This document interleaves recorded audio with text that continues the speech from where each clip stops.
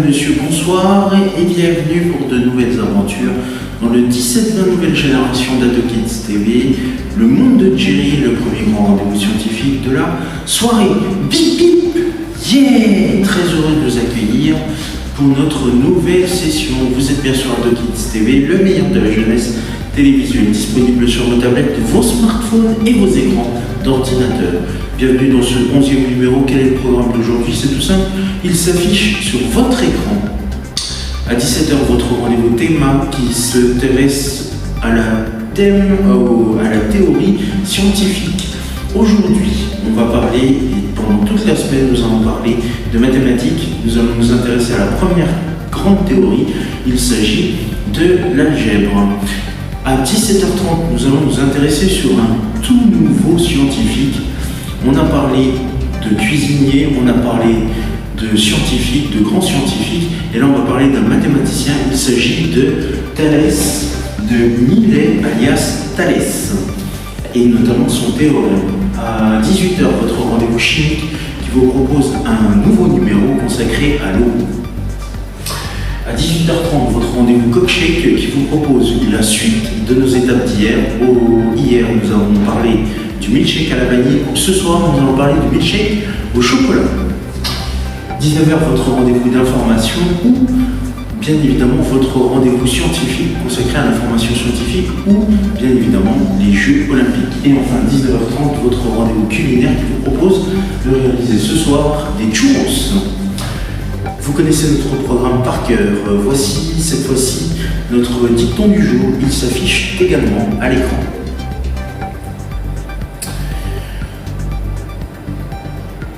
Notre dicton du jour est tout simple. Douter de tout ou tout croire sont deux solutions également commodes qui, l'une et l'autre, nous dispensent de réfléchir, et c'est signé Henri Poincaré. Voilà, vous connaissez notre programme, soyez prêts, équipez-vous comme moi de votre blouse et de vos lunettes de protection.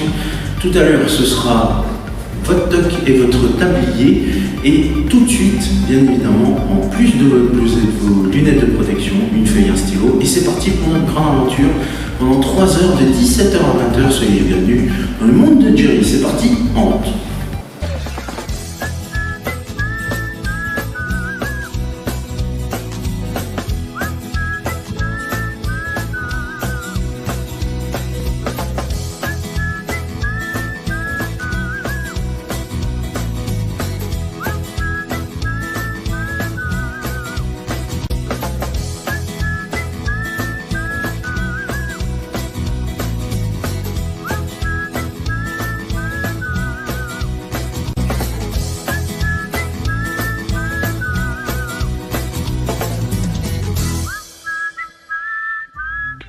Avec votre rendez-vous 17h théma pour une nouvelle session thématique théorique de la science.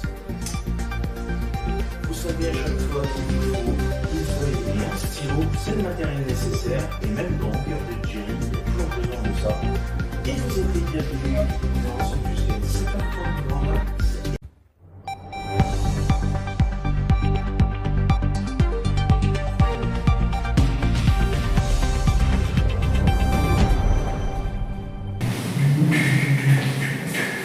Ah ben voilà, on est prêt, notre programme est prêt, nos calculs sont prêts, voilà, tout est prêt et ça tombe bien, il ne manquait plus que vous, Madame, Monsieur, bonsoir et bienvenue pour le nouveau numéro du 17h théma, votre rendez-vous thématique, théorique, scientifique sur AdoKids TV, le meilleur de la jeunesse télévisuelle, disponible sur vos tablettes, vos smartphones et vos écrans d'ordinateur.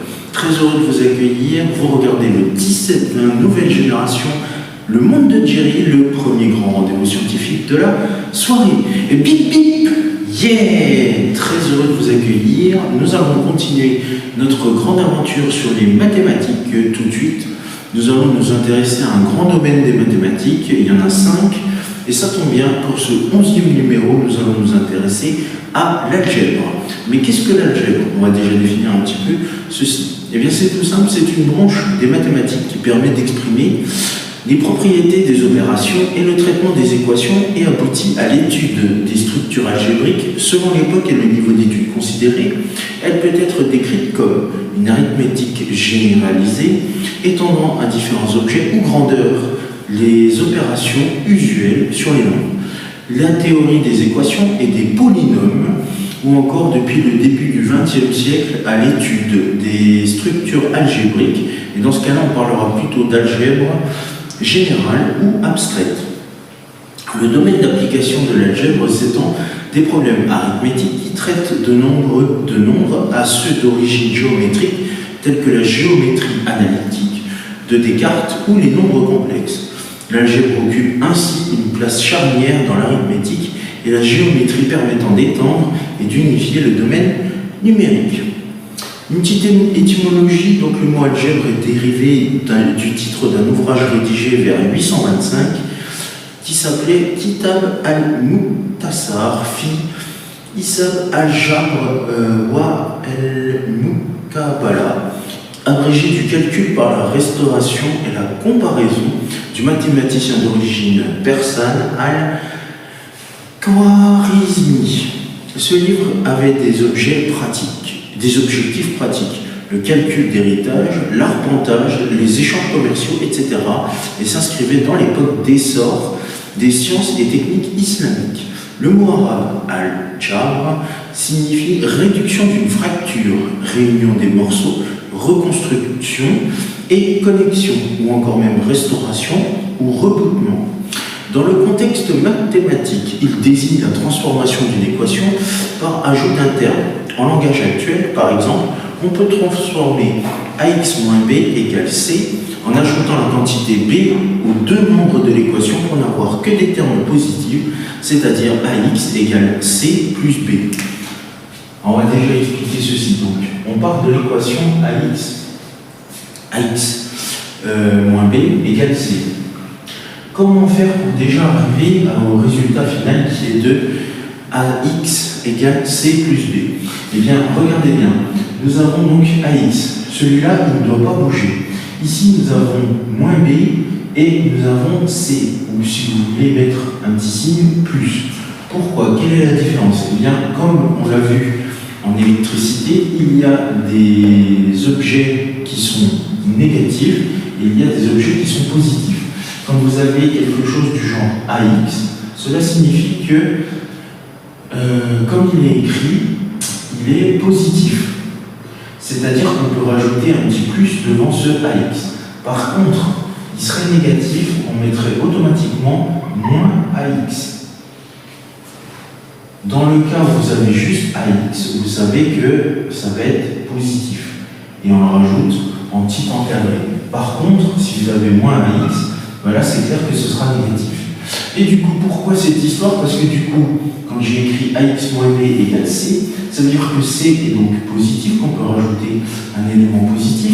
Donc du coup, ça va être un système de passe-passe dans cette équation, puisque ax moins b égale c, ça veut dire que ax moins b est égal à plus c, donc si vous voulez écrire correctement.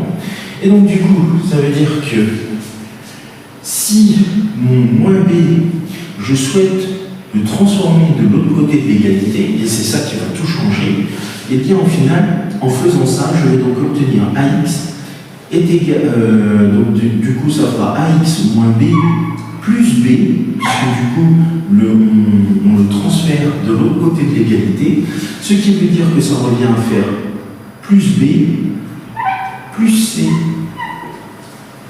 Et donc du coup, on connaît, c'est comme le moins 1 plus 1, en faisant ça, moins 1 plus 1, ça fait 0. Donc du coup, on barre le moins b et le plus b, puisque ça fera 0.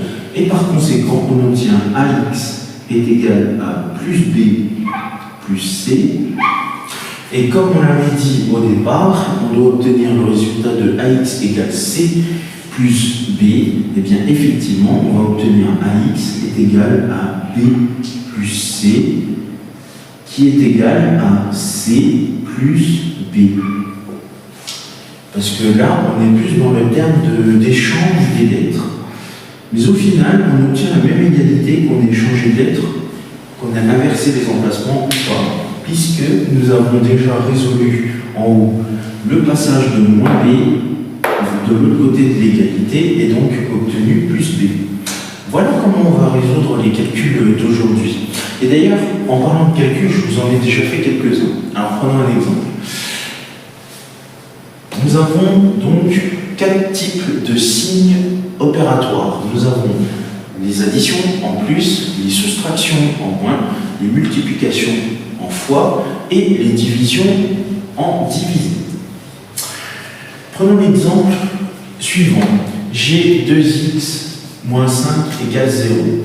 Si je repars de ce calcul-là, cela veut dire que, du coup, j'ai une parfaite égalité. Ça veut dire que j'ai 0 d'un côté et j'ai moins 5 de l'autre. Si je veux obtenir ma lettre x, c'est-à-dire que x est égal à un chiffre, je ne sais pas lequel c'est. Donc du coup, pour obtenir mon résultat, je vais donc poser le même système que là, avec ax moins b égale plus c, c'est-à-dire que je vais donc passer mon 5, moins 5 de l'autre côté de l'égalité, et donc je vais obtenir un système de ax, et c'est le cas, le ax c'est 2x, et moins 5 qui va passer de l'autre côté. Donc du coup, je vais obtenir 2x moins 5 plus 5 est égal à 0 plus 5.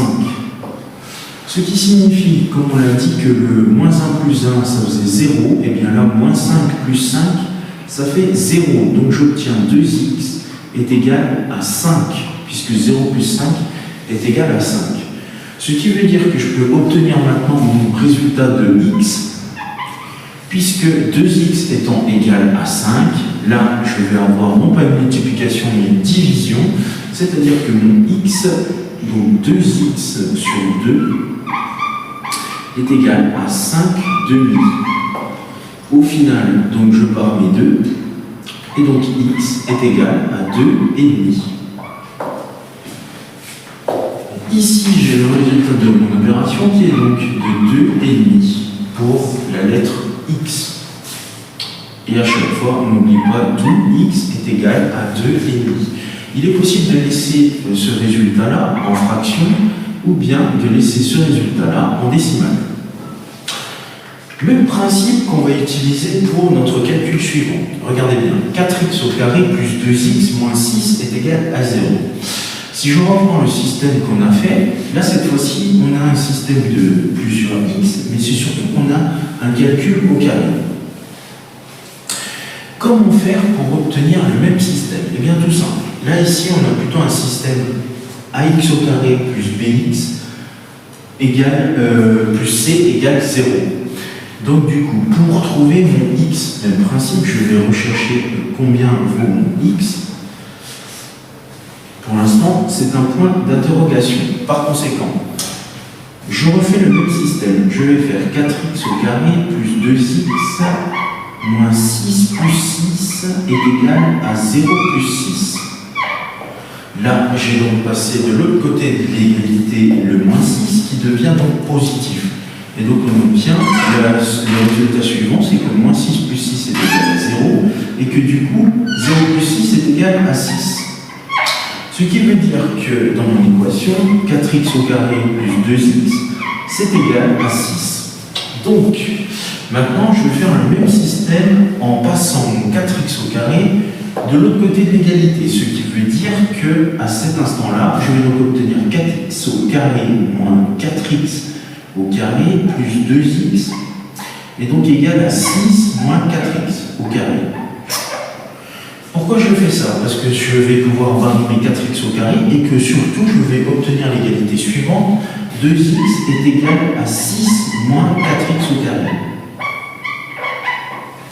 Ce qui signifie que le x, ici, vu que je vais avoir une fraction, le x sera égal à 6 moins 4x au carré divisé par 2. Et si on est fort en mathématiques, vous obtiendrez le résultat suivant. X est égal à 6 demi, on peut l'écrire à côté, 6 demi moins 4 demi de x au carré. Ce qui signifie que x est égal à 3 3 moins 2x au carré. Et donc du coup, on s'en rapproche, parce que du coup, je vais devoir repasser de l'autre côté l'égalité. Donc, mon moins 2x au carré va donc repasser de l'autre côté, et donc du coup, là, je vais obtenir x plus 2x au carré égale 3, ce qui veut dire que si je remplace tout ceci par ça, ça veut dire que mon carré disparaît en plus. C'est vrai que j'ai oublié de faire disparaître le carré. Normalement, on doit faire racine carrée du résultat. Mais si je fais x plus 2x est égal à 3x égale 3, ce qui signifie que x est égal à 1. Et là, cette fois-ci, la réponse, on l'a en décimale, pas besoin d'avoir une fraction. C'est que dans le cas où vous avez des virgules, dans le cas où vous avez des décimales, des numéros avec des dizaines, des centièmes, etc., juste après la virgule, on peut garder soit la fraction, soit le numéro décimal. Bien évidemment, il existe des bonnes blagues, je vous les donne, comme par exemple 0 plus 0 c'est égal à la tête à Toto, ou encore 1 plus 1 égale les bras de Toto. Voilà, vous pourrez le conserver en tête plus tard par la suite. Question d'algèbre également, vous avez vu, j'ai posé un système de 6 fois 6 plus 6 moins 6 égale divisé par 6. C'est égal à combien? Eh bien, tout simplement, il faut faire toutes les opérations. Je rappelle qu'au niveau opératoire, les multiplications sont prioritaires et surtout en premier, la priorité, ce sont les parenthèses. C'est-à-dire que si vous avez un calcul qui vous dit 6 plus 2 fois 5 moins 6, et bien du coup, ici, ça va être mon 6 plus 2 que je vais devoir calculer en premier, donc ça fait 8, fois 5, moins 6, ce qui nous donne 46, ce qui nous donne 34. Parce que du coup, la priorité est donnée aux parenthèses, ensuite la priorité sera donnée à la multiplication, et enfin, en dernier, à la soustraction, qui est ici. Donc voilà, il y a plusieurs étapes à résoudre pour pouvoir résoudre vos calculs, surtout en algèbre. J'espère que pour l'instant vous accrochez bien à notre système, à notre fonctionnement, et notamment que vous avez bien compris comment ça marche l'algèbre, et notamment la partie la meilleure des mathématiques.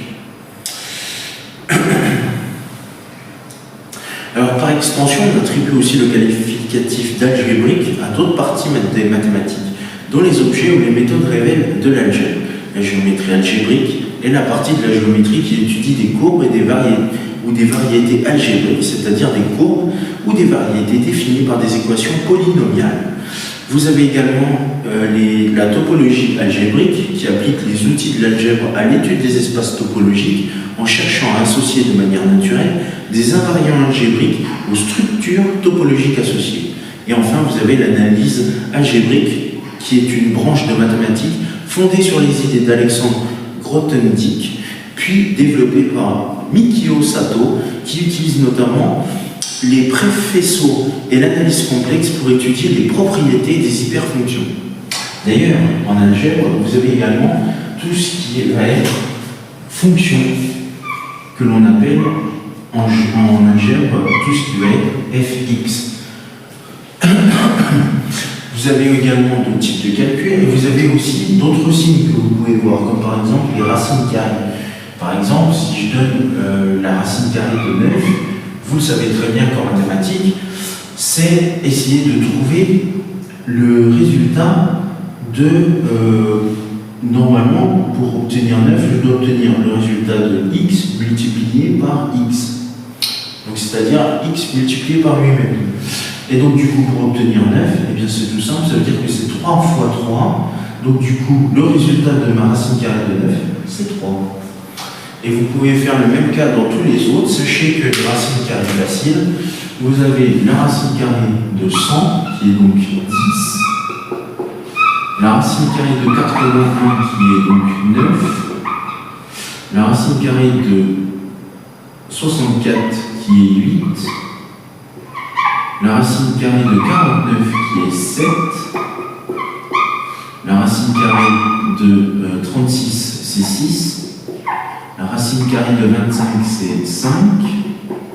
La racine carrée de 16 c'est 4.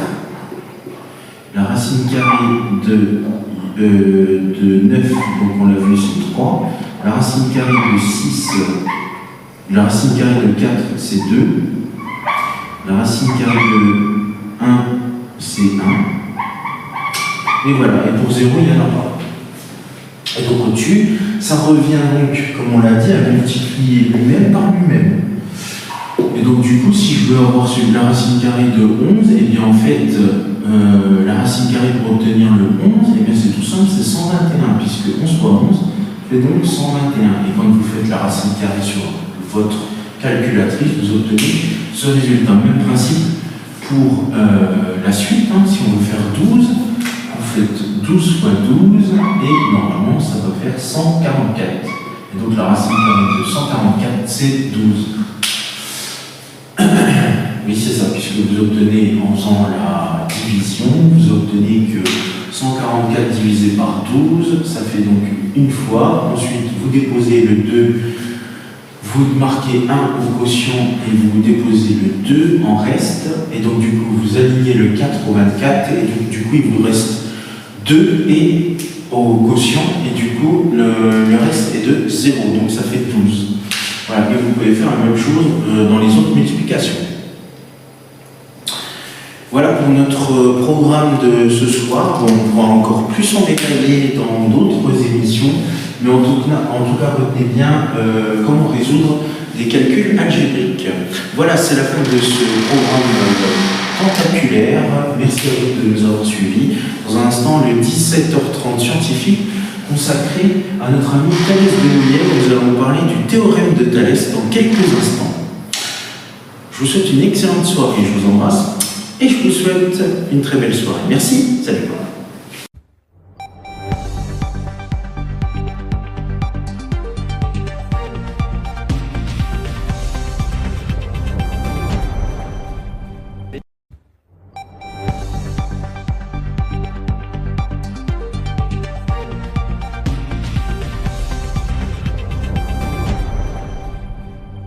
Mes petits poussins, mes petits poulets, vous pouvez voir s'afficher sur votre écran les réseaux sociaux, mais aussi le compte YouTube d'AdoKids TV. Commentez, likez sur Facebook et Instagram et abonnez-vous à la chaîne YouTube d'AdoKids TV. Et c'est ainsi que se termine ce 17 octobre. Merci à vous de votre fidélité et de nous avoir suivis. Nous nous retrouverons pour de nouvelles aventures dès demain. Et tout de suite, il va y avoir votre rendez-vous scientifique le 17h30 avec l'histoire d'un des plus grands scientifiques de notre ère. Vous avez vu les réseaux sociaux, je vous embrasse et je vous souhaite une excellente fin d'après-midi sur AdoKids TV ensoleillée. Merci, salut.